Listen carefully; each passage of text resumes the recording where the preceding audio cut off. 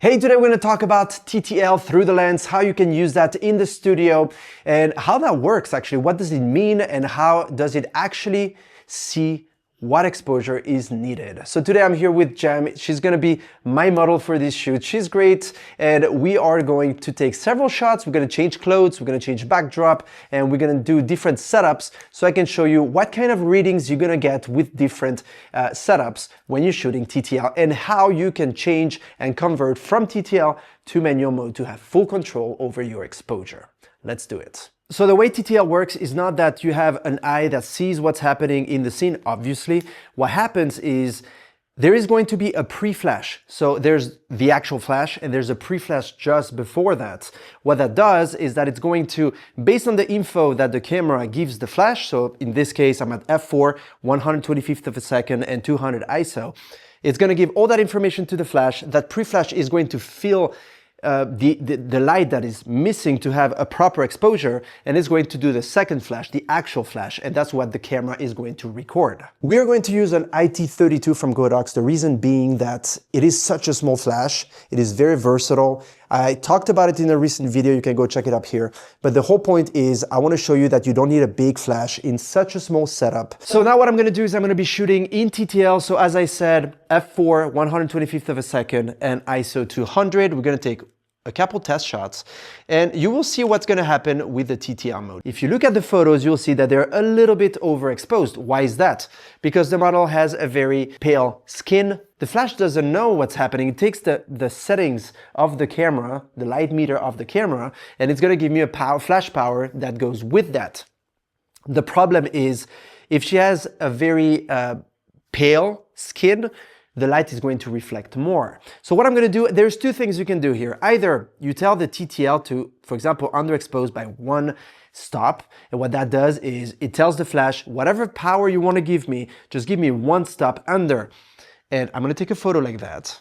Here we go. And you can see that the light looks good now.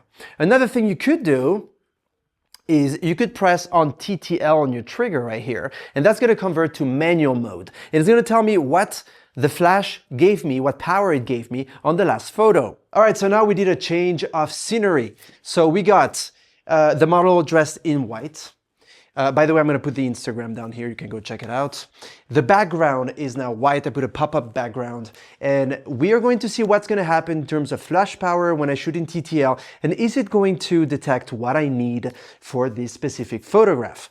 So I still have my key light here, which is the Godox IT32. This little guy right here that's attached to this big 85 centimeter softbox. I am in TTL mode, same settings. We take a photo and it actually looks pretty good. So what settings were used? So what you can do here, you can press again on TTL on your trigger, and it's going to show you that I used a 16th plus 0.3. So in this case, no need to adjust anything. It looks good as is. The TTL did a good job. So what I suggest you do in that case is when you find the proper exposure using TTL, all you have to do is you press on that TTL button, so you convert to manual and you get the exact exposure that you would need so that when you take several photos of her, the flash power will not vary. It's going to stay the same and you have a consistent type of lighting throughout your images. For this next setup, what I'm going to do is I deactivated the key light because I want to see what's going to happen if I put a hair light. This hair light in this case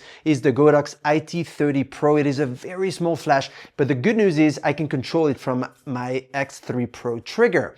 So I set it to TTL to see what results I'm going to get for a hair light. So keep in mind, a hair light is not supposed to lit up the entire model. What we're trying to do is just do a little kick on the hair and show a little bit just, you know, the side of the model to do a little separation from the background. So let's see how that looks. I take a photo in TTL. Wow, that was very strong. And you can see that the result is terrible in terms of light. It's just gonna lit up way too much. Why is it doing that? Because it is going to take the settings of my camera, the ambient lights, and it's trying to compensate to give me a proper exposure for the entire scene. It doesn't know that it's a hair light right now.